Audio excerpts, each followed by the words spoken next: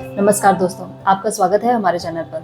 आज हम आप सबको फिर से लिए जा रहे हैं द हिडन हिंदू बुक 2 के रोमांचक रास में। आज की कहानी चैप्टर 3-4 पर आधारित, जहां हम मिलेंगे एक अजीब और छिपी हुई दुनिया से और एक ऐसे इंसान से जिसे आज तक किसी ने पहचाना ही नहीं। वो है ननशाद।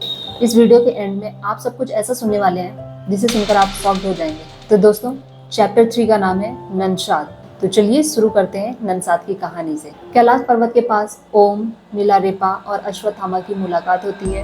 वहीं ओम, जो अपने पास्ट के राज को जानने के लिए उत्सुक हो रहा था, ओम ने कहा, मैंने आपके बारे में बहुत कुछ सुना है और पढ़ा भी है, पर आप मेरे बारे में कैसे जानते हैं? तब मिलारेपा कहते हैं, मुझे ये सब ननशाद से पता चला था। ओम कहता, पर ये ननशाद कौन है?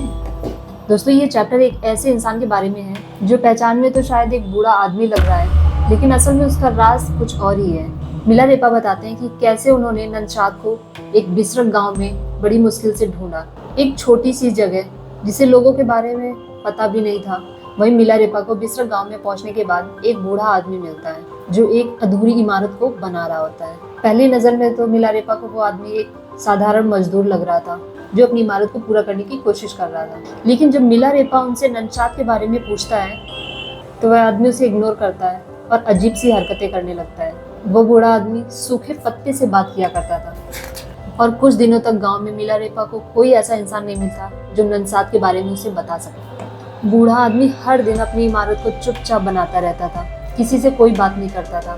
तभी मिलारेपा भी उसकी हेल्प करने की सोचता है और उसकी हेल्प करने के लिए उसके पास जाता है। तभी उनके बीच एक डील होती है कि जब तक ये इमारत पूरी नहीं हो जाती तब तक तुम कोई भी सवाल जवाब नहीं कर सकते। मिलारेपा ने ये डील एक्ट कर ली और उसकी हेल्प करने लगा। ऐसा करते करते कई दिन निकल गए, लेकिन बूढ़ा आदमी खुद ननशाद है, ये बात मिलारेपा को इमारत पूरी बन जाने के बाद पता चली। और यहाँ पर एक नया राज खुलता है कि ननशाद असल में रावण का दूसरा नाम है।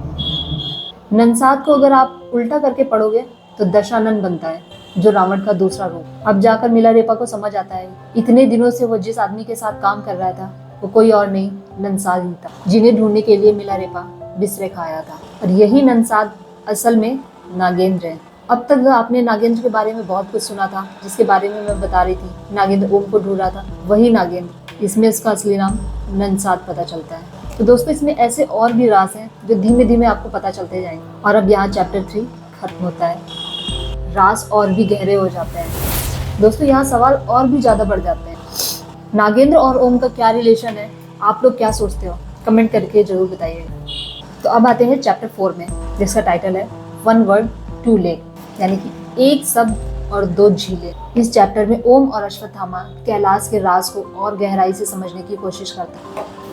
तो दोस्तों, अगर अभी तक आपको वीडियो पसंद आया हो तो प्लीज़ वीडियो को लाइक एंड शेयर जरूर कर देना और चैनल को सब्सक्राइब कर देना, ताकि हम आपके लिए और भी अच्छा कंटेंट बना पाएँ। ओम को मानसरोवर और उसके पास के और भी तालाबों के बारे में बताया जाता है। अश्वत्थामा बताते हैं कि मानसरोवर ब्रह्मा जी के मन में सबसे पहले आई थी, फिर धरती में इसको स्थापित किया गया। लेकिन इस चैप्टर का सबसे बड़ा ट्विस्ट है एक मिस्टीरियस गुहार। ओम और अश्वत्थामा एक सुरंग के रास्ते से ऐसे स्थान पर पहुंचते हैं जहाँ एक प्राचीन और शक्तिशाली अस्त्र, एक बड़ा सा त्रिशूल जो हवा में तैरता हुआ है। ये त्रिशूल कोई आम त्रिशूल नहीं था, ये वही शक्ति थी जो पूरे संसार की रचना और विनाश को अपने अंदर समेटे हुए थे। वहाँ ओम को एक और अजीब चीज मिलता है और वो है डोडो, जो इतना पुराना है कि लाखों सालों से उसे विलुप्त माना गया है। यह जगह पूरी दुनिया से छिपी हुई है।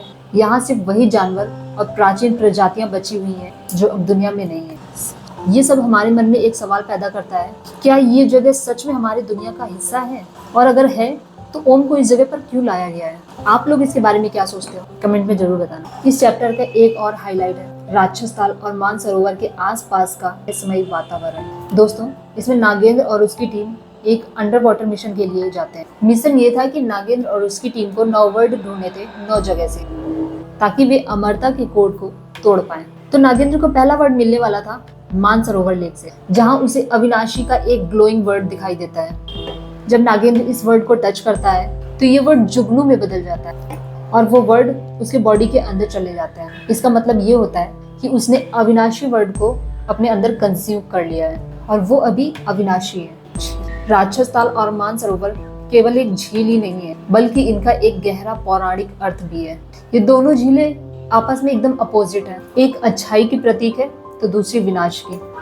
अविनाशी वर्ड को ढूंढने के लिए ये लोग मानसरोवर को पूरी तरह से खत्म कर देते हैं और राक्षस ताल को मानसरोवर के साथ मिला देता है और उन दोनों के बीच के डिवीजन को बॉम्ब से तोड़ देता है। और इस स्टोरी की शुरुआत में मैंने आप लोगों को बताया था कि आप लोग बहुत ही शॉकिंग चीज़ सुनने वाले हैं, और वो यही है कि मिशन खत्म होने के बाद नागेंद्र ने एलएसडी से परिमल के बच्चे को कंसीव करने के लिए कहा, जो उन दोनों के लिए बहुत ही शॉकिंग था।